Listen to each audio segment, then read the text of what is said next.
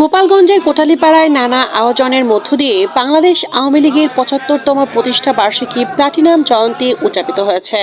আমাদের কোটালীপাড়া প্রতিনিধি শাহ আলম মিয়া জানায়, এ উপলক্ষে আজ রবিবার সকাল ৭টায় উপজেলা আওয়ামী লীগ দলীয় কার্যালয় চত্বরে জাতীয় ও দলীয় পতাকা উত্তোলনের পর ৭:৩০টায় জাতির জনকের প্রতিকৃতিতে ফুল দিয়ে শ্রদ্ধা জানান উপজেলা আওয়ামী লীগ ও সহযোগী সংগঠনের নেতাকর্মীবৃন্দ।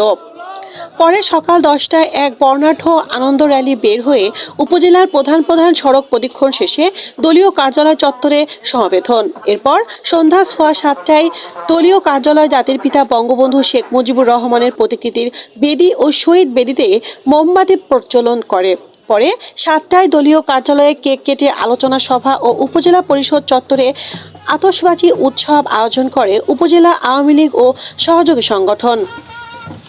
প্লাটিনাম জয়ন্তী উপলক্ষে দলীয় কার্যালয়কে সাজানো হয় বাহারি সাজে, করা হয় রঙিন আলোকসজ্জা, ব্যানার ফেস্টুনে ছেয়ে গেছে পুরো উপজেলা সহ চারপাশ। নেতাকর্মীদের পদচারণায় মুখরিত হয়ে উঠেছে উপজেলা চত্বর।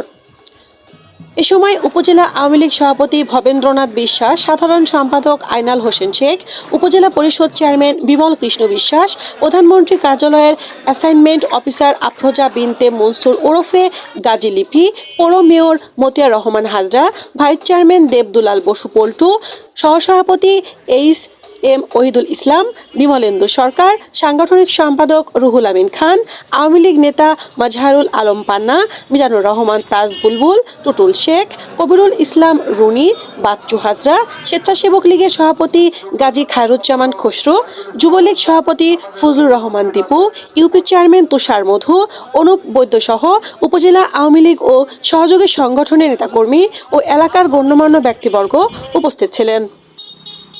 গোপালগঞ্জ নিউজ, এনএফ তানি।